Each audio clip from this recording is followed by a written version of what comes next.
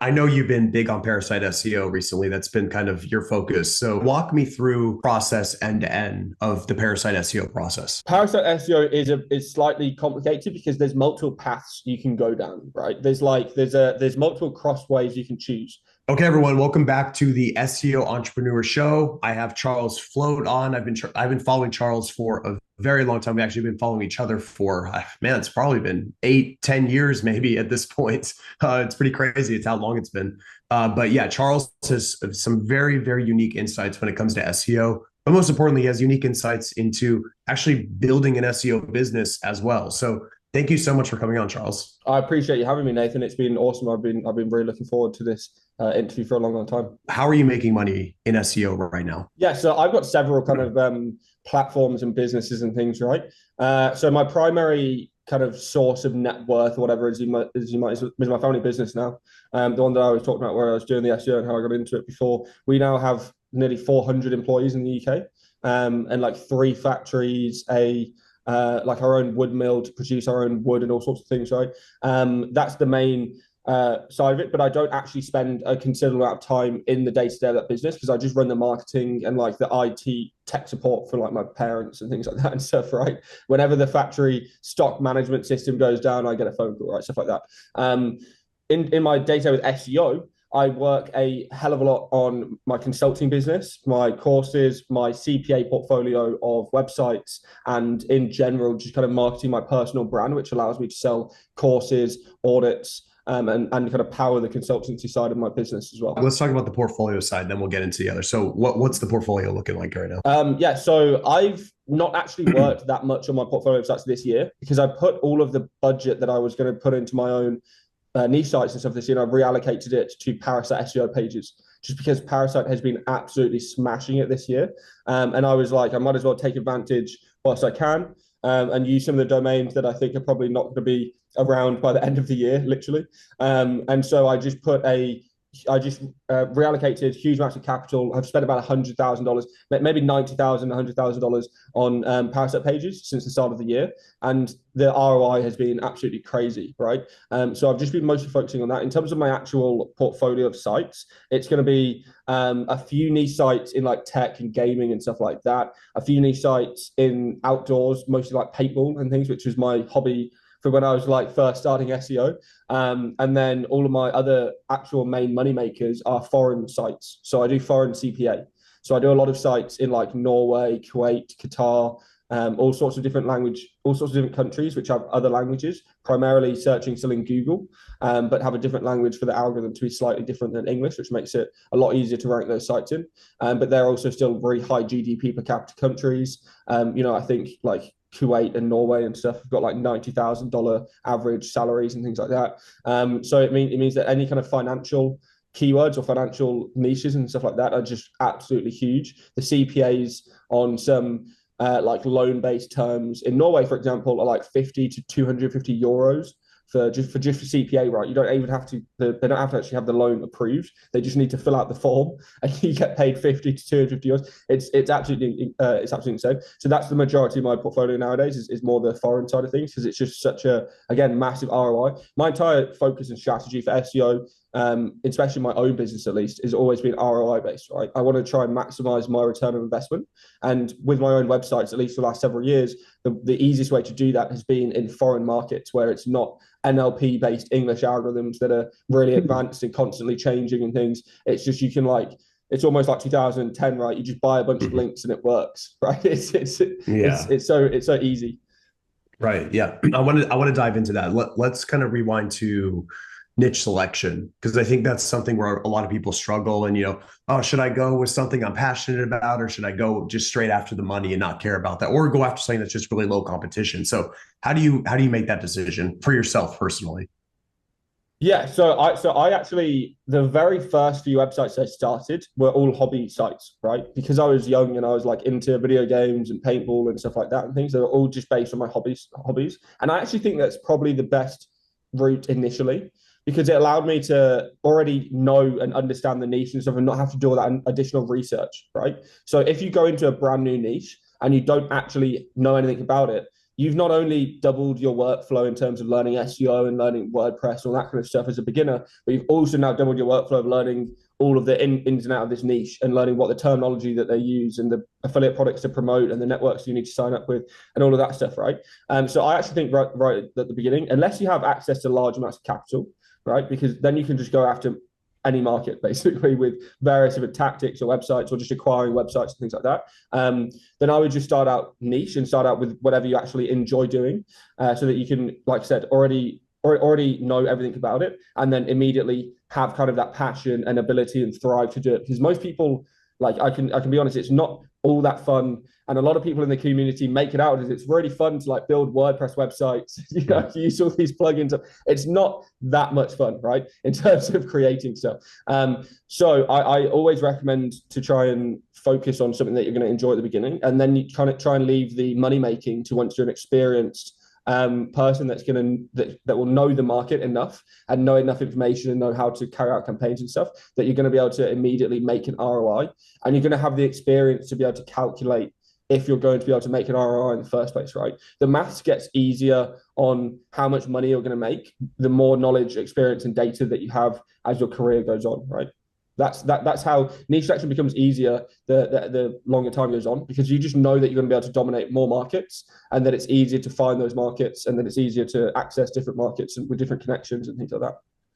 Yeah, and I mean, you've probably experienced it before, but I've done both, right? I've done the passion and I've done the non-passion. And so like the first site I ever built was baseball pitching. Like that was the only thing I knew how to do. So I was like, all right, I'm going to do a baseball pitching website. And like that worked out really well for me because I already knew a lot about it. So I didn't need ChatGPT in 2011 to tell me what the topics were, right? Like I already knew what the topics were. I already did it. So, Yeah. and so I totally agree with that. On the opposite side of the spectrum, I also did other things where I did under counter ice makers, right? I did, under counter ice makers reviews, and like it did well. Like I was getting a lot of sales on Amazon, like high ticket sales when the affiliate commissions were better. But I hated it. I hated every second working on it. It took so much motivation to work on. I'm like, oh, I can't write another review on under counter ice maker that I've never even tried. Right. Yeah. So it's just yeah. So I think it's an important point. So like now these days, I'm assuming you're trying to blend both of those together. Is that correct? Yeah, so I will just go for I'm like a really competitive person as well, right? So there's something in me like, let's rank. What one day I'll be like, right, let's just rank number one for car insurance, right? Like let's just go after some mega keyword and see how far we can get, right? Just for the sake and fun of it. Yeah. And so I'm always looking for projects that I can let that competitive nature out, and that I can also try and maximize the amount of ROI that my time is going to be put into it, right? So like there are certain projects that I would love to do, and I'd like to work with certain people on and stuff, but it's the initial time input that I just don't have these days to be able to do, right? I don't have like 1,000 hours to be able to build and project manage an entire new authority site and stuff these days, right? So it's just easier for me to work on like I said, my consulting business, like I said, things that have just got massively high ROI in terms of your hourly input. That's what I'm trying to do, is trying to maximize my hourly time and then spend my free time enjoying myself more nowadays, right? And then looking at maybe doing something like Diggity and becoming like sort of like an angel investor in the next few years and stuff like that, and taking a bit of a step back from the actual day-to-day of things and stuff, and because I live on the beach, so I might as well go to the beach more, you know. Hey, yeah, you should. Yeah, Yeah. So I want to go back to what you talked about on the foreign SEO front, because I don't think this gets talked about enough. So I don't think a lot of people know that, Google.com, US version of Google, is the most competitive by far. It's the most advanced algorithms that are being used. It's the most difficult to manipulate. But as soon as you step outside of the US version, it's like the wild, wild west again. So can you explain just those kind of key differences there between US based and foreign based? And does it on the foreign side, because I haven't really ventured too much into non-US non-English speaking. So does it get progressively less competitive the further you go down that chain, or is it basically all the same outside of the US? So no, it's so some markets in different languages are ultra competitive, right? So like casino terms in Indonesia and Thailand and Japan and stuff are absolute mega money, right? Even though it's illegal in Thailand and Japan and things, the sites that are ranking have in the top three are all spending like $100 to $250,000 on link building, right? Literally, because the markets are that big. So I think that there's kind of three key differences between English SEO for Google.com and like Google.co and Google.ca and things like that, and non-English SERPs, right? And bear in mind that I do think that Google is training certain algorithms and doing certain signal differences and things like that in French, German, and Spanish now. French less so, more so German and Spanish. But I definitely have been seeing more and more of an uptick in terms of the power of those algorithms. However, in basically every other language apart from those languages, there's no NLP, so there's no natural language processing, basically. So Google doesn't really understand context or syntax or semantics or anything in those other languages. So a lot of the time when you're creating content, it's not actually quality content that's ranking. It's mostly or 95% link based, right? Because Google can't really tell them the content. So they've kind of overtuned the link signals. And because they can't do the same level of quality signal checking and algorithm checking and stuff that they do in processing in English that they do in these other languages, it means that you can use links that would probably get your site like penalized or algorithmically hit or something in English, but you can use them quite effectively in other languages. And there's all sorts of like really weird markets going on. So for example, in the Netherlands, they basically exclusively use startup pages for link building. So like every website there buys links off these like large DR60 and 70 and 80 startup pages for like €5 a month. And like that's basically the entire market for link building in the Netherlands is just these weird startup pages. And there's equally like other countries who've got like these weird little economies going on. There's a massive market for like French link building as well, because of the algorithm in France is so far behind, but they have got a massive economy in terms of French Canada, the France itself, all of the other different little countries and stuff that's got huge GDP per capita as well. So these other markets have still got huge opportunity. They've still got huge spending power. They've still got tons of niches which can make you massive ROI.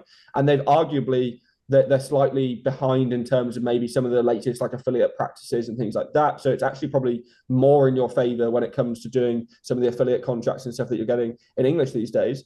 So in general, there's all these opportunity, but the algorithm is like 10, 15 years ago from what it was in English to what it is now. So it's using tactics that I was literally using when I was first getting into SEO, but using it for like these different languages and stuff. And like I said, some markets that have got huge GDP per capita and a large population market searching for that different language, those can be exploited to kind of make absolute killings. And you don't even need to know the language, right? I don't speak any of the languages, but I rank for like 18 different countries or something, right? Yeah. So are the old school kind of like nasty link building techniques, like let's say Web 2.0's, private blog networks, maybe even public blog networks, and maybe like SAPE, like are those still working in those markets, or does it just kind of depend? So a lot of it is like homepage link buying and Homepage, stuff like okay. that. Yeah, Yeah. there's definitely large like SAPE networks and things going on. There's still a lot of PBNs that are working really well as well. So there's a lot of like there's a lot of large networks and stuff in different languages and stuff for PBNs that are working really effectively. And then in general, there's always a market for buying links, right? It doesn't really matter what country it is, but the market for certain countries is way cheaper, right? So there's all sorts of like large news publications and things like that coming out of like India, Southeast Asia, Africa, South America, these kind of countries. And whilst the DR90s publications in the US and the UK and things, they might be charging like $2,000 for a post these days, right? The DR90s in these other countries are charging like $20, $50 for a post, right? So you can get massive ROI from using them. And even to an extent as well, I've been kind of testing and using successfully a lot of those those larger international links, and again, they might be in a different language. I've been using them as tier 2 links for my like large authority guest posts and editorial links in English, and they've been really, really effective at being a tier 2 links, because obviously they're still DR90s. They get like syndicated to all sorts of other websites and things like that. So they themselves have tier 2s and stuff as well, right?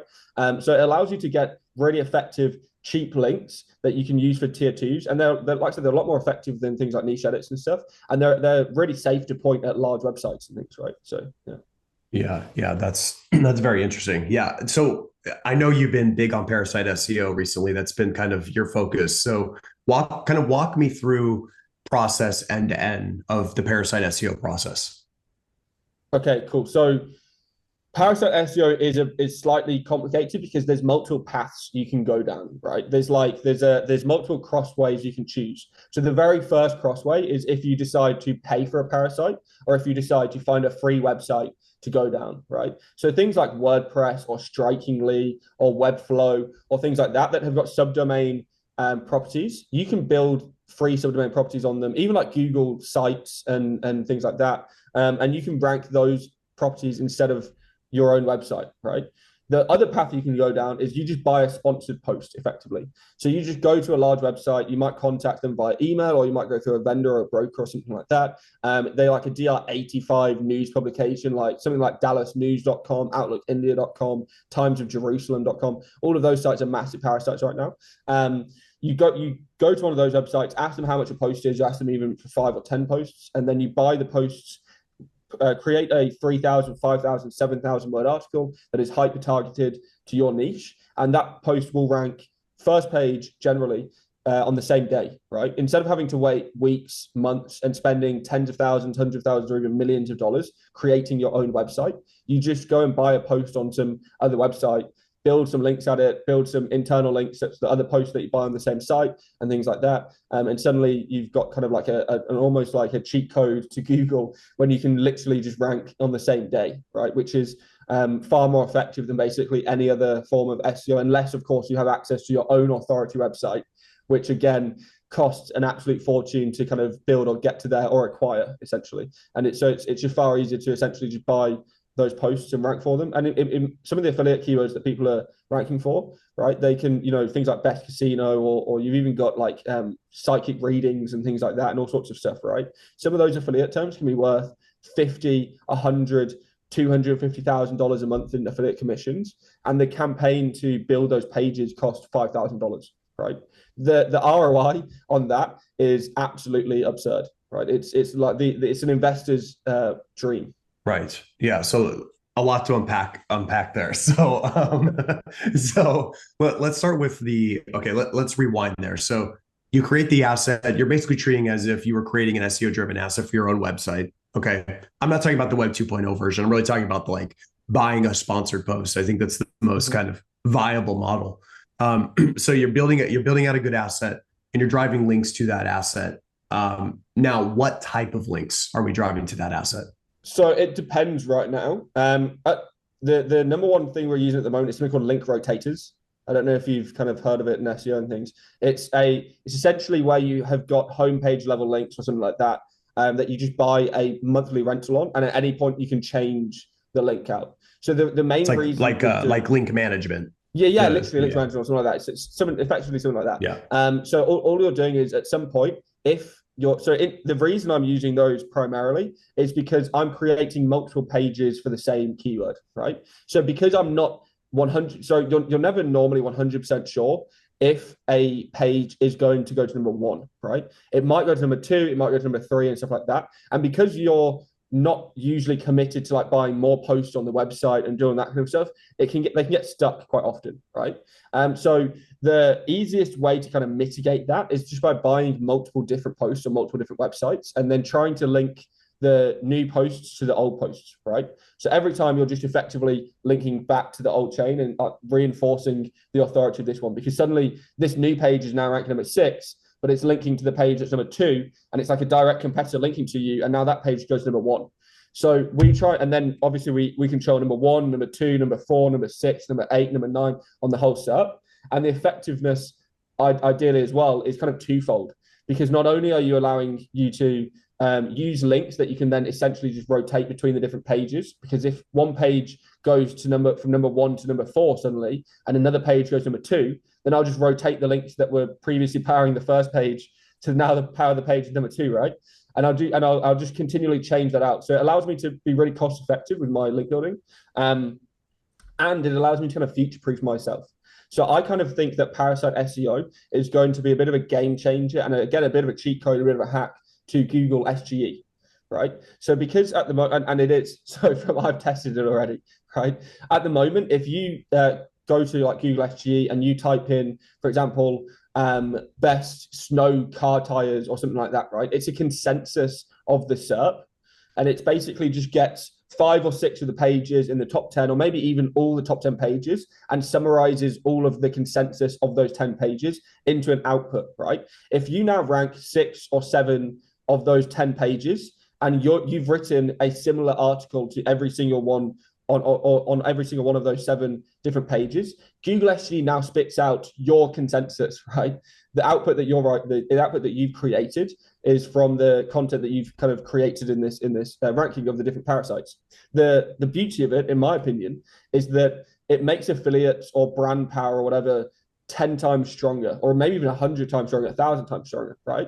Because instead of them going to outlookindia.com and seeing loads of ads and seeing your affiliate link kind of tightly packed into here, they're now seeing whatever brand, whatever client, whatever company you own, whatever it is that you're recommending in Google's own SERP, right? In Google's own logo. You have Google's logo here and Google SGE here recommending exactly what you've kind of fed it to recommend in the first place. So I think that Parasite SEO, and we are doing a lot of testing on it, so it is so far working really well, is going to be even more effective when SGE releases in the new year. Yeah, that's very fascinating. So one thing that's kind of I want to tackle, actually two critical things. Number one is, so I understand the link strategy. It's kind of a what do we used to call it? Not tiered link building, but there was another one we used to call it. I forgot what it was, but basically linking all your assets together. But yeah, so that's interesting. But I'm interested about the anchor text. What about anchor text selection on these? Yeah, so because the articles are like hype optimized, 5,000 word mega posts and things like that, in general, we just try and build quite white hat anchor texts at the posts and just have really strong links pointing to them. So like PBN, like I said, link rotators. Branded anchor text. Yeah, so a lot of branded anchor text, a lot of like just using the article title or like the meta title or whatever as the anchor text and things like that, right? Stuff that just makes it really easy and not over optimized again, because again we're mostly ranking off the root authority and like this just killer optimized article, and that's another thing as well. In general, I wouldn't use the same article on the Parasite that I'm using on like a DR20 blog, like a DR20 niche blog or something, right? We're using like more old school methodology of creating content for optimizing for the search engine than I would do on more modern intent-based approaches. We're just creating ultra long form, packed with keywords, packed with like rich media and stuff like that, right? Which is just purely to try and create the most topically, semantically relevant piece of content in the SERP with the most amount of keywords packed into it or whatever, and let the root authority do the rest. And that seems to be what works best, right? Rather than trying to write some 1,500 word, ultra intent, optimized, crazy piece of content that I would probably do for my smaller sites, we just go and chuck the kitchen sink at Google basically with these Parasite articles instead. Yeah, I think that's an really important nuance, because it sounds like you're using more of the like 2014, 2015 type of strategy with these, which is like just create 10,000 words and like try to rank for everything on one page, which we know for a smaller site now just doesn't work, right? It just doesn't, It doesn't do anything. So, so yeah, that's super fascinating.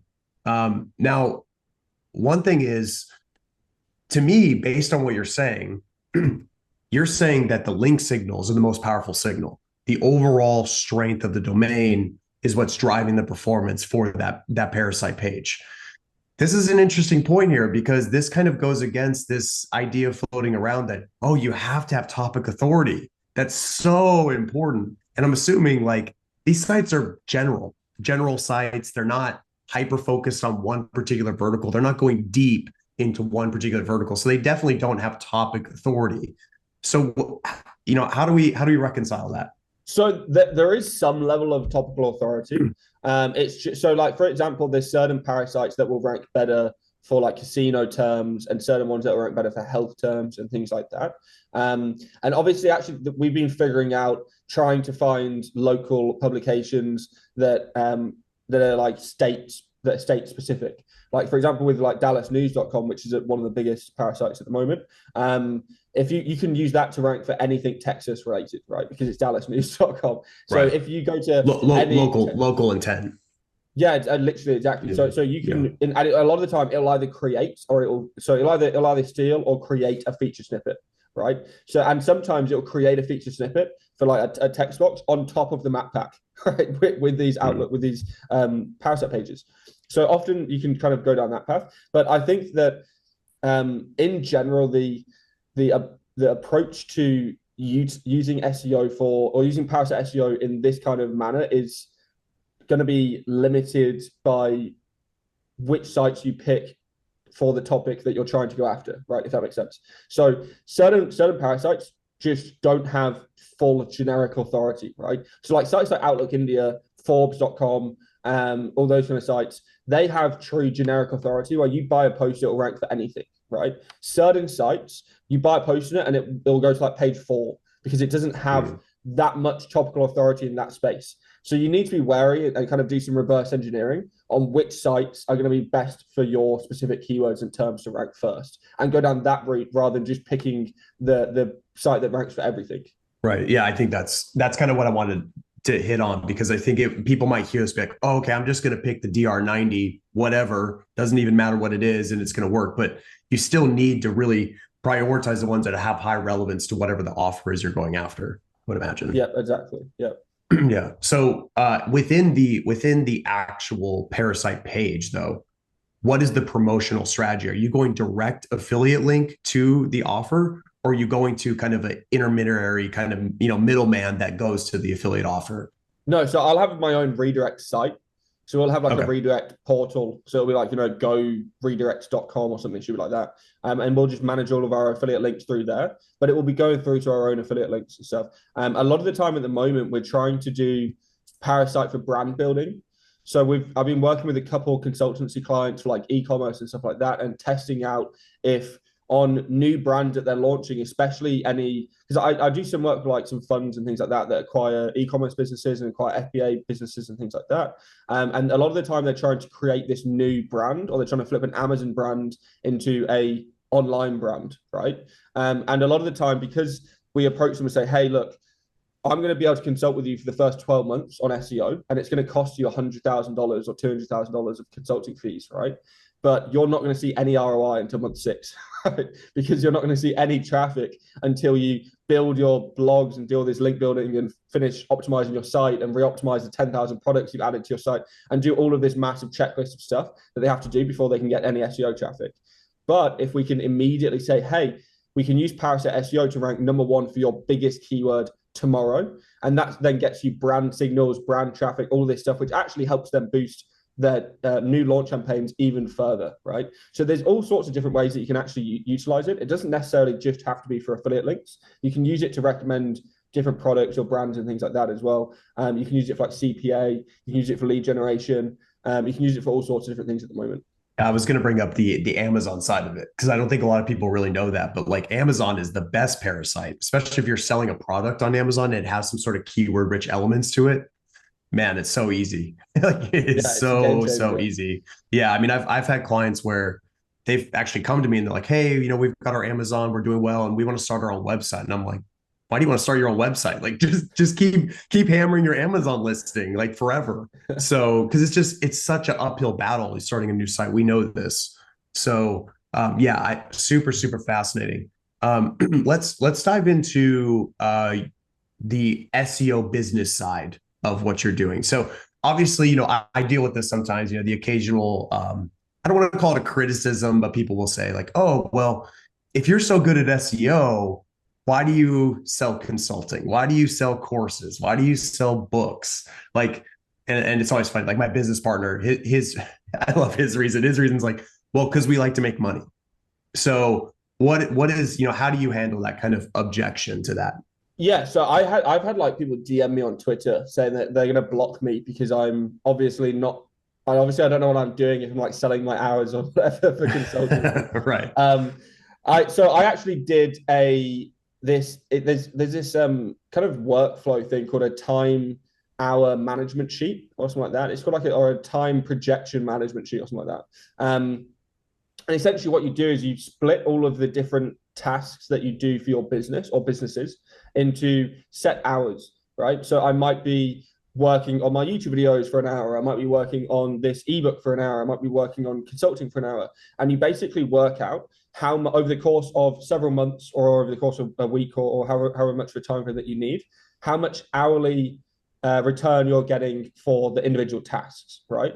And then all I've figured out is that if I can maximize my hour working on my own affiliate sites and my own portfolio of sites to make $1,000 an hour, then I should probably charge 50% more than that for my consulting, right? So that's my aim, is to basically try and maximize the hours that I do have for my consulting business, to then put that capital back into my projects that will hopefully get me a higher hourly return and then increase my hourly consultancy rate as well. But a lot of the time as well, people think that the consulting business is just a one-off hourly payment, right? It's not. So I charge $1,500 an hour, right, for consulting, and I get like 20 hours a week or so of bookings with clients.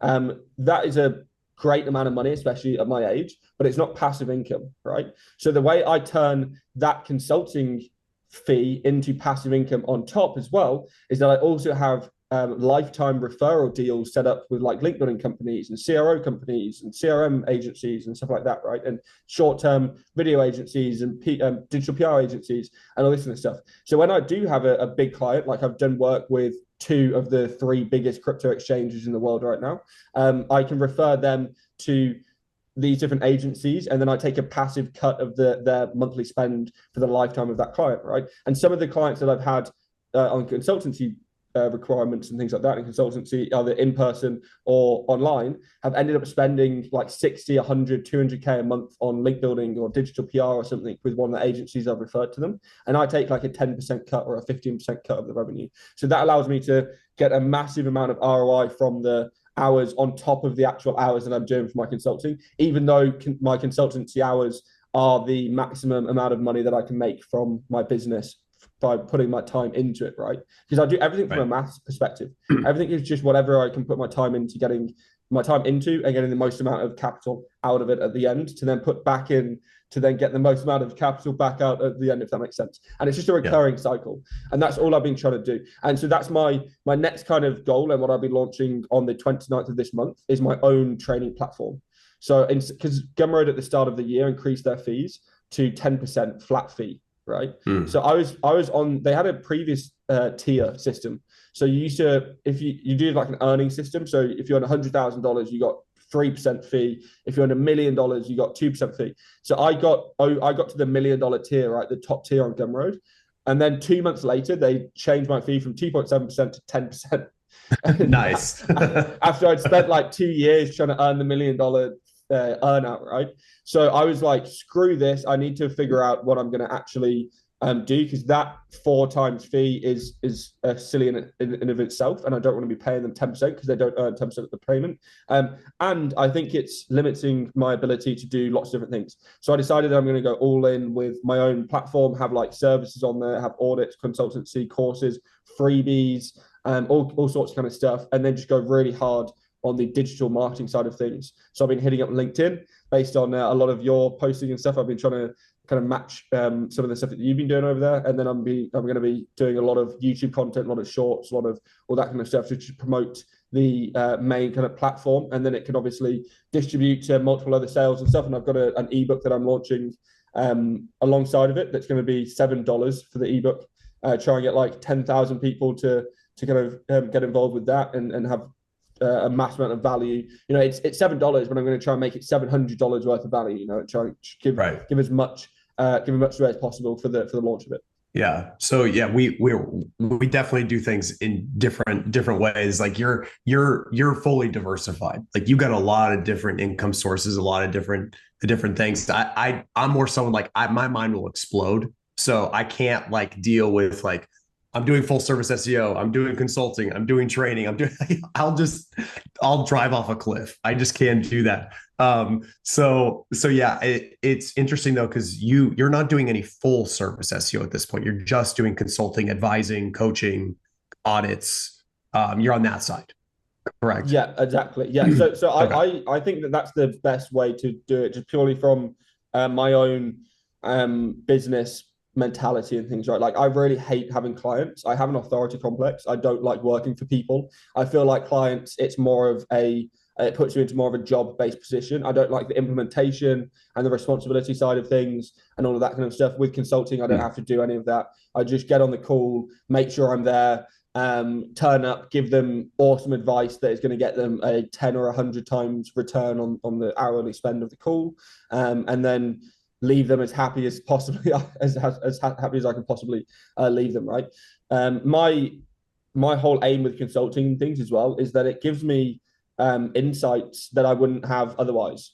Right. So I can't really go and look into other people's analytics, and I can't really go and look, like I can't go to an agency and log into all of their different search console accounts in person and things like that, right? Any other way than doing consulting. Right. Unless I made like some kind of mastermind program and people just trusted me and things like that. But that's in of itself a bit dodgy, and then you're taking from your students and things, right? So I actually learn a massive amount of information and get access to a lot of sites, a lot of data and things, and all sorts of like analytics data and lots of update related activities and things like that I wouldn't otherwise do for if I wasn't doing consulting, which then feeds back into my other businesses around like, courses and training and ebooks and stuff like that, right? So Yeah. I tried to have everything kind of feeding each other and trying to grow each other as much as possible. Yeah, I think obviously pros and cons of each model, right? With consulting, we'll talk about the con of that, but on the full service side, like the huge benefit is cash flow, right? You can get that monthly retainer. It's consistent. It's good in that regard, but the downside is it ends up just being a job with basically 20, 30, 40 bosses. So, Yeah. and that, that can be a lot to deal with. On the consulting side, the one con, which I've dealt with personally, no matter how good of a consultant you are, you're one of the best SEOs on the planet. You know how to get better rankings for a website. That's undeniable, right? That's undeniable. But we know when we do consulting, that's not the problem.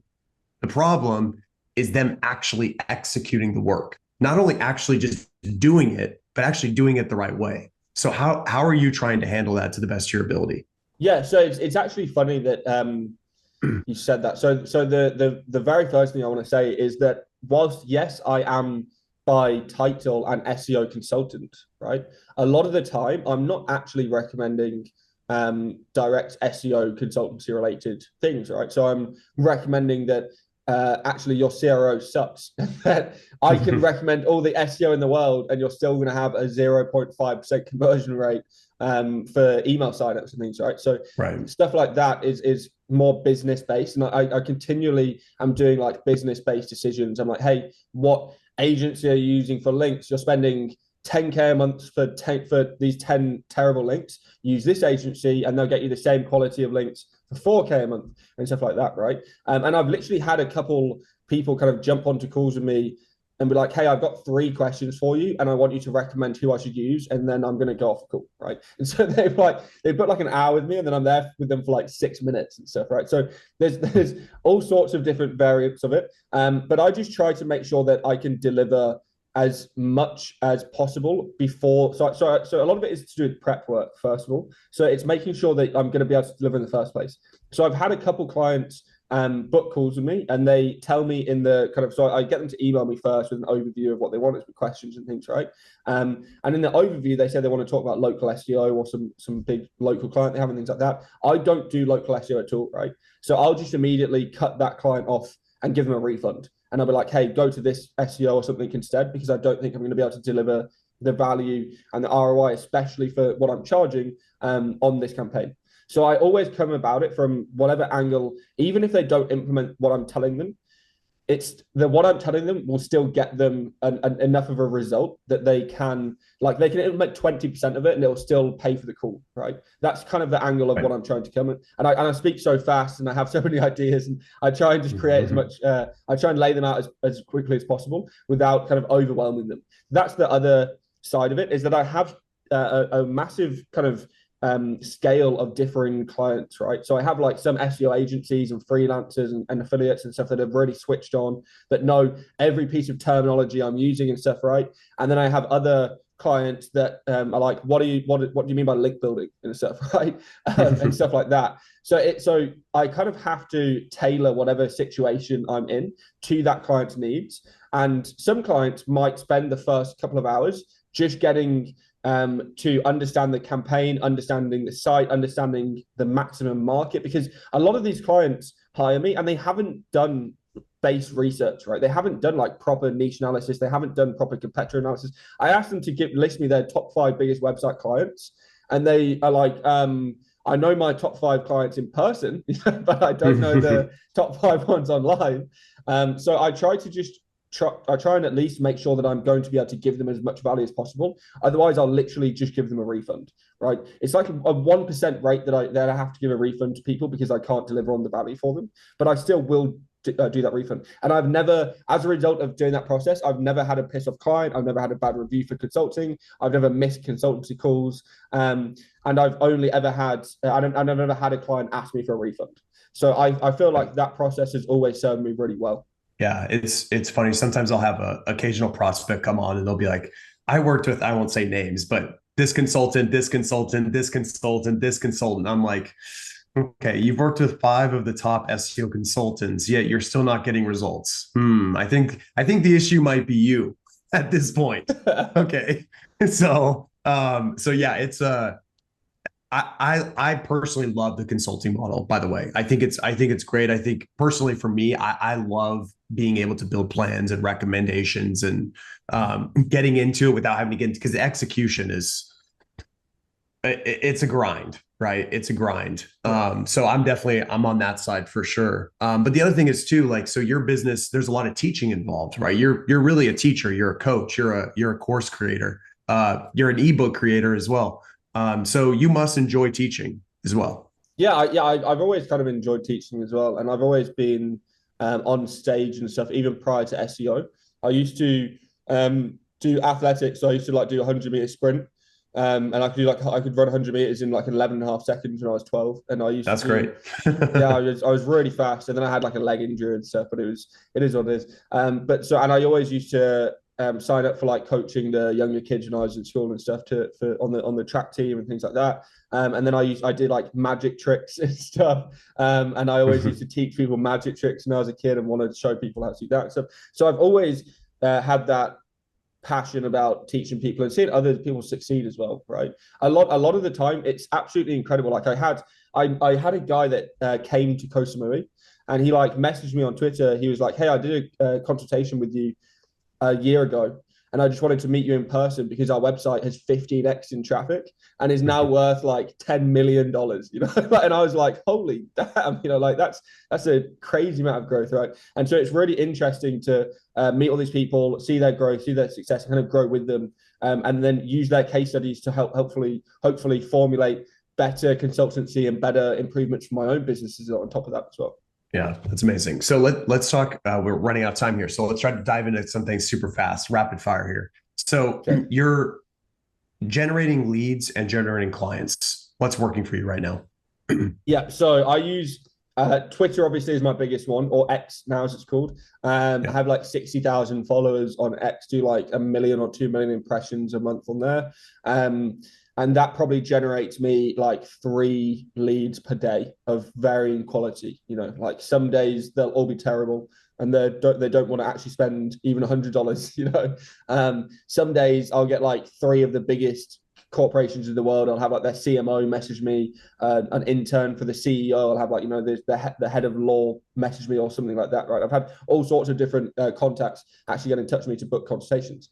And a lot of the time as well, it's from my ebooks and courses as well. So I'll have people that have either started their SEO careers with me because of an ebook that they found or a YouTube video that they watched or something, and they just got all of my free ebooks, and that's how they learn SEO. And now they're doing fairly well, and they end up buying like 10 hours of consultancy with me, right, or something like that. So Twitter's a massive one. Then I have LinkedIn, I have an email list, I have a YouTube channel which I upload to rarely, which I need to upload to a lot more. I have like a Skype group, a Discord group. I'm in a lot of underground communities, and then a lot of it as well as word of mouth, right? So I do really well for a client. I get and then I get a referral. And then the other one that I've been actually getting a lot of from recently is I've done work with marketing directors or CMOs or something like that, and they've gone to another company, and then that company is looking for SEO consultancy or looking for help with their SEO or something like that, and they've recommended me to that company as well. So I've been getting a lot of work with that. So that's how I actually got one of the biggest crypto exchanges in the world, was because another SEO guy went from another massive company to this crypto exchange, and then he recommended me to work with them for SEO consultancy and for their digital PR and email campaigns. And now they're, generating me like 5 figures a month and stuff. So Yeah. So you're pretty much all organic, word of mouth, referral at this point. Not doing any paid at this point. No, so we're organic marketers, right? So that's what I always believe. I think that it's kind of disingenuous to use PPC and paid ads when you're supposedly an SEO and like an organic marketer, right? Like you should be able to get enough leads utilizing the service that you're trying to sell to other people, right? So yeah, crazy concept. So I want to go back to Twitter, because obviously Twitter is probably like your best channel at this point. You're really killing it there. You're doing super well. So tell me more about your strategy there. What's your daily plan look like there? Are you batch creating content? Are you trying to stay kind of just current and just creating in the moment? What's your strategy?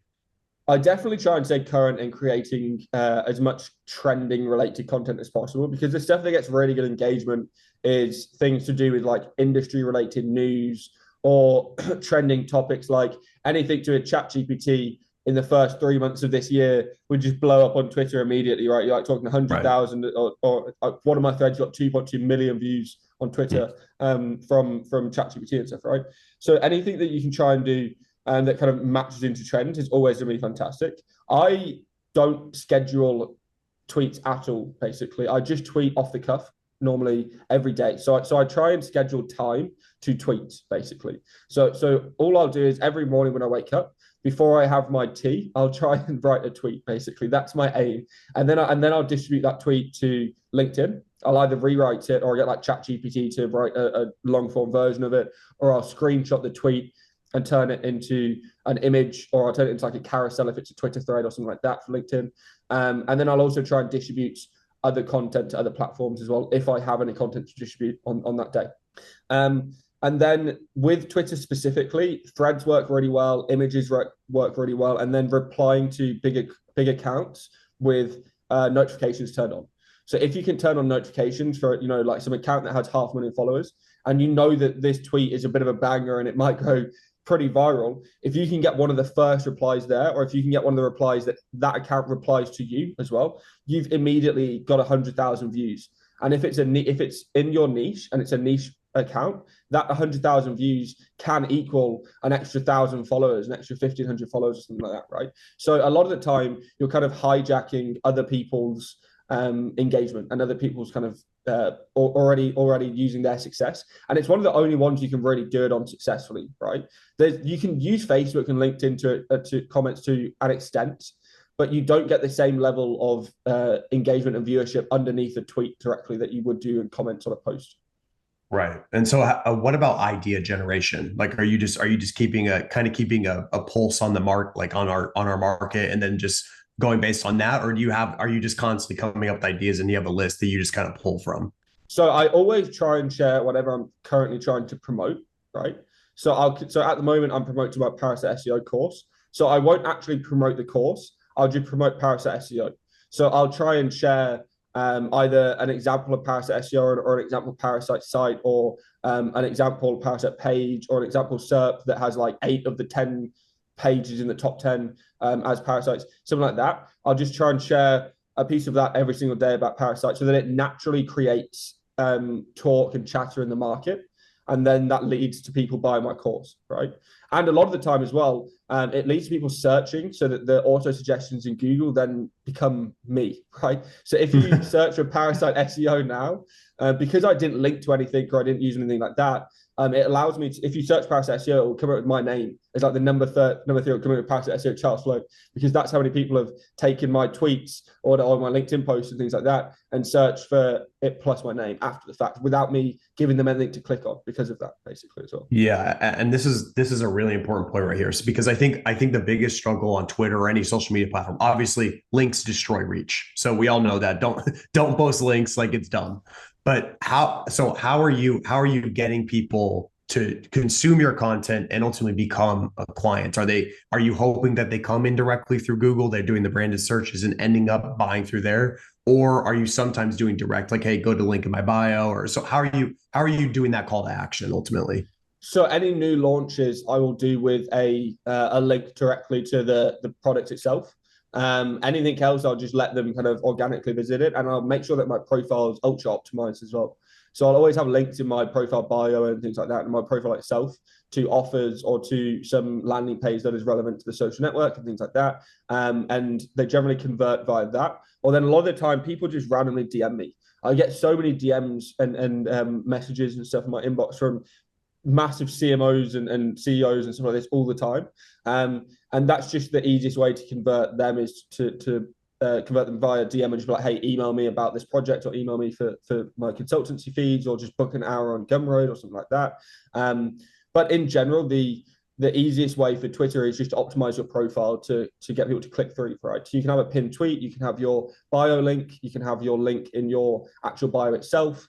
So there's three kind of ways that you can get people to click from your Twitter profile to your offer. Right. Yeah. And so what percentage of content is informational nature versus more transactional? What percentage are you going for there? It's like 99% informational. So I just Okay. try and pump quality content, right? And then eventually people are going to click on my profile and I've shared that much quality information with them that they're going to but they're going to either sign up to my email list and then eventually they'll buy something because I send them an email and they'll buy it through that, or they're going to buy an audit or a consultation or a service or DM me for work or any number of ways to kind of monetize that end user, right? So that's the other thing. When somebody does spend money with me, the lifetime value of my individual student is really high. So even though my individual courses are like $59 or $60 or $100 or $500, whatever, the lifetime value of each individual client is around $1,500, right? So each student is buying like 4 courses, a video audit, and some links or something, right? So it allows me to just, all I have to do is provide, like I said, provide the free informational value, and the customers will come, basically. Awesome. This has been amazing. We can obviously talk all day, but so how can people find you? Yeah, Twitter and LinkedIn, just Charles Float on Twitter and LinkedIn, and then I'll charlesfloat.com, and then depending on when this comes out, I will have my new training platform available. So that will be available on, if you just visit my Twitter or LinkedIn, it will be there. Or then charlesfloat.com, I'll put a big banner at the top as soon as it goes live as well.